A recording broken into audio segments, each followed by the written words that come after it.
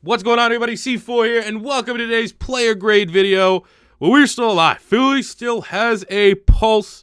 Thought it was gone, but luckily, Nick Foles, luckily Jake Elliott with ice in his veins. Jake the Snake nailed a kick that saved yet another epic fourth quarter collapse for the Eagles as we move on past the Houston Texans 32-30. Yeah, we stay alive, man. We stay alive. And I was already saying during the game, I think I could cope with losing this game and not making the playoffs if I could like retrospect everything, if I could, in hindsight, if you will. Like if I knew Minnesota's going to win out and Philly wins out and we don't make the playoffs because we win out, I'd rather take the loss this week and not have the hopes up. But we're full steam ahead, man, and we got to hope and pray that the Chicago Bears play their starters next week so that, let's be honest, Bears with their starters going to crush the Vikings, but Bears with their backups, it's probably going to be a pretty close game. You probably give the slight edge to the Minnesota Vikings. Whereas you look at the Philadelphia Eagles, we get to take on Josh Johnson and the Washington Redskins. And we've seen with the Redskins, they've been able to keep games close, but you would think with the playoffs on the line, Philly would be able to get that job done, especially with Nick Foles being on fire right now. But some quick grades for this game. Nick Foles went 35 for 49, 471 passing yards, 4 touchdowns, and 1 interception. The interception actually was not – I don't even really remember it, to be completely honest with you. I think it was to a linebacker. I think it might have been Bernard McKinney that picked it off. But Nick Foles was on fire. He gets an A. He was – you know what? Screw it. I'm giving him an A+. He's getting an A+. The fact that he got robbed on a face mask that was like, on one hand, it was a 2-pointer and they missed the face mask call. Like, you should get the call right. You shouldn't miss a face mask that's obvious. But, I mean, it was just a 2-pointer. But I was more pissed off about that call because, you could have messed up Nick Foles' neck. Like, that was a really, really bad face mask. And then they missed it. And then the ensuing drive, they had a really, really terrible roughing the passer call on Brandon Graham, which I kind of feel like, I'm not going to say it was made up by that Clowney hit on the final drive, the game-winning drive, because the Clowney one, I mean, it was about the same thing, even though I think that the Brandon Graham one was a little bit softer. I think that, we could kind of consider that a makeup call, but just getting the terrible no call on the face mask, just from a player safety standpoint, like Nick Foles could have very easily tweaked his neck and could have been out for the rest of the game and wouldn't have got anything out of it because the refs were terrible. But Nick Foles getting an A+. In fact, the roar of the crowd that when he came back out there for that final drive after Sudfeld, oddly enough, Nate Sudfeld, third stringer, hasn't thrown a pass all year, comes in his first, it's a throw. It's like a goddamn, a curl route to Zach Ertz. Like, you're letting, didn't agree with that, thought you should run the ball. But getting that ovation there for Nick Foles coming out, that was really good. So A+ for Nick Foles. The run game was pretty much non-existent. Darren Sproles, 9 carries, 32 yards. Josh Adams had 11 carries, 21 yards, and had a costly fumble. I thought for sure Darren Sproles should be utilized more. And the worst thing, I think, in Philadelphia's playbook is when it's not third and inches, because I think for third and inches you could look at a Josh Adams, but when it's 3rd and 3 or more and they have Josh Adams out there, clearly it's got to be a run. Like you're getting rid of all mystique over the play. You're pretty much saying, we're going to run it. Let's see what happens. Versus if you just put someone like Darren Sproles out there, who's a proven runner for his size limitations, running up the middle, you got to have him out there, man. He's better in pass protection than Josh Adams. He's better at getting to the outside. He's better inside, debatably. I mean, Darren Sproles needs to be utilized a little bit more, but of course, Deuce Staley with that rotation. Heaven forbid he rides the hot hand. But, and kind of this is what we asked for, Philadelphia Eagle fans. We were pounding the table saying, get more Josh Adams, feed Josh Adams. And now we're starting to see, he is what he is. He's definitely a rostable running back. I think he's a guy that can contribute for the Eagles in the near future. But I don't think he's good enough to say, with the assumed Darren Sproles retirement this offseason, that we shouldn't look for a new running back. So I'd give the run game on the day, I'd give him a C+. Outside of that fumble, which was kind of costly, but it ended up not costing us the game. The run game worked when we needed 3rd and short for most times. They were moving the chains when we needed them to. Darren Sproles had a couple big plays. So I'll give him a C. Let's give him a C. Let's give him a C. Look at the receivers. Nelson Aguilar, 5 catches, 116 yards, and a touchdown. Zach Ertz, 12 catches, 110 yards, 2 touchdowns. Breaks the all-time single-season receptions by a tight end record held by a Dallas Cowboy, Jason Witten. So that's nice to just get another Cowboy out of the history books and put in Zach Ertz there. Alshon had 3 catches, 82 yards, a massive catch on that final drive. That was ridiculous. Darren Sproles, 3 catches, 76 yards, and a touchdown. Dallas Goedert had 3 for 30. Golden Tate, 2 for 30. I'll tell you right now, I was in my head, I was going to say if the Lions somehow upset the Minnesota Vikings, that's pretty much, I'd be all right. I'd never bring up the Golden Tate trade again because that kind of worked. We gave him a third to get Golden Tate and them ending the Viking season. You know what I'm saying? They couldn't get the job done because the Detroit Lions are garbage. But receivers on the day, especially Nelson Aguilar, nice to see him on the outside making some big-time plays. Zach Ertz was monster. Alshon Jeffrey was huge. Darren Sproles was irreplaceable. Wide receivers today are getting an A+. They did everything. There was no really bad drops and no bad plays. Special teams, good, man. Boston Scott as a return man. Again, it's another one of those scenarios when he was returning kicks. I was like, who is that? I've never seen, I think he was 46. He looked pretty good, man. Averaging 24 yards.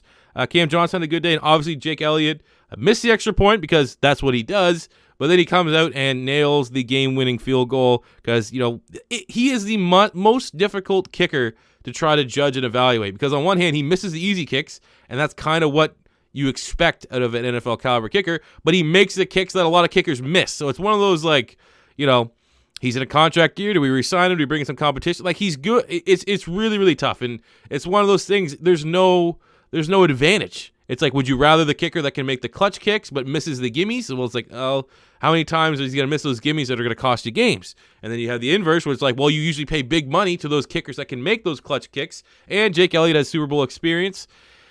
It's a really weird predicament. I'm going to be dead ass honest with you. That's probably the most difficult position Philly has, I think, coming this offseason. Where every other position is, we either going to clearly bring in talent or clearly we're fine.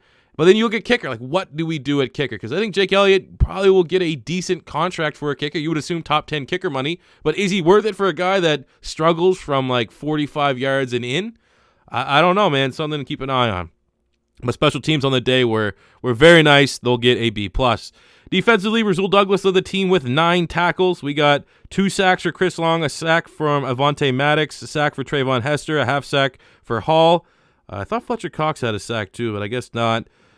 Jordan Hicks is back out there. We saw a little bit of Timmy Jernigan. Defense played well until really the second half. The second half, they weren't that great. And I mean, that's pretty much the epitome of a Jim Schwartz defense. It's, what do you do with Jim Schwartz? How much credit does he get for this defense versus just the talent that we have doing their jobs? I feel like that's the number one denominator. Because in reality, if you're listing all 32 DCs, Jim Schwartz is probably, I would say, in that 7 to 15 range. He's about middle of the pack. Sometimes he can have a good game plan. You might say, yeah, he could be considered top 10, which is what I had on him last year, pre-Super Bowl. But, I mean, for the most part, the debate because you don't have to fire Jim Schwartz. His contract's up this year. We have to re-extend him. Does Jim Schwartz add anything to the defense, or does it come to a point in time that our players are just doing their jobs and, the rest of it is his downfall? It's really, really tough. And, I mean, today the defense, I want to give them a good grade. They played well. Avonte Maddox is emerging. He actually looked really good. He for what it was, going up against Hopkins, and there's just a pure size disadvantage he has to DeAndre Hopkins. DeAndre Hopkins didn't have any big plays. He got 10 balls for 100-some yards, but he didn't rip off anything. He didn't have any huge touchdowns or something like that, and that's kind of what you could expect out of an undersized nickel corner playing on the outside against the best wide receiver in football. But defense as a whole, I'll probably give them a B-. Obviously they should have been able to close that game out. Offense didn't put them in great field position on the Nick Foles fumble or the Josh Adams fumble, but still, they kind of let the gas off, I felt, in the fourth quarter. Those couple of drives that got the Houston Texans back into her. But the question comes down to Jim Schwartz, and that's kind of where I feel is if we end up, at least looking outside the box, looking at other DCs, and then we decide there's nothing else out there, let's bring back Jim Schwartz, I'll be fine with that. But I just feel like Jim Schwartz doesn't really elevate the play of anyone that I've seen so far. I mean, the last player that looked really good in a Jim Schwartz scheme, I mean, you have to assume, Nigel Bradham and Patrick Robinson. Those are the only two. Other than that, there's not a lot there. And I feel like he's riding out the coattails of, I'm a Super Bowl winning DC, when in reality, 500 yards to Brady. How many touchdowns?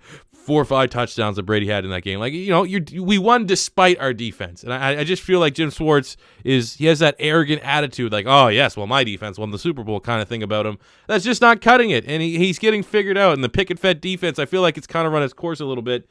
But at the end of the day, he can't have a good game And it's not like we have Billy Davis back there at DC. Like, occasionally, Jim Schwartz's defense will step up, and he'll have a good game plan. We saw it against the Rams. I think Jim Schwartz gets a lot of credit for what happened against the Rams. But then you have, for every Rams, it seems like more often than not this season, you have a Panthers meltdown. You have the defense against the Titans. Like, there's been much more bad than good for Jim Schwartz this year. So my official stance on Jim Schwartz as a DC is understanding that we don't have to fire him. He's out of contract. Is at least we wait and see if he gets nipped up by someone. So be it. But we, again, fingers crossed that Todd Bowles gets let go from the Jets and we can look at bringing him in. And yeah, that's pretty much where I'm at. You got guys like Steve Wilkes and other people that could be prime candidates for a DC job. But ultimately, Philly is alive for another week, which is awesome. We got one more week to play for against the Redskins. And, while we all should feel somewhat comfortable that we could win that game, unfortunately, we're going to need the Chicago Bears to help us out big time and beat the Minnesota Vikings. And hopefully, they don't rest everyone and they actually play their starters. And I do feel like it's a tough read. It's a tough read. But, God, Chase Daniel can help us out again. My gut feeling in the pit of my gut says Philly wins out and Minnesota wins next week against Chicago, which would suck. But, at least there's some excitement at the end of the season. Not just like, every other team that's out of the playoff hunt or in the fringe playoff hunt that doesn't really have a chance. At least Philly's making it exciting. And fingers crossed that something can happen next week and we squeak into the playoffs. So that does it for me today, guys. Let me know what you thought about this game in the comment section below. And until next time, it's C4 saying peace out.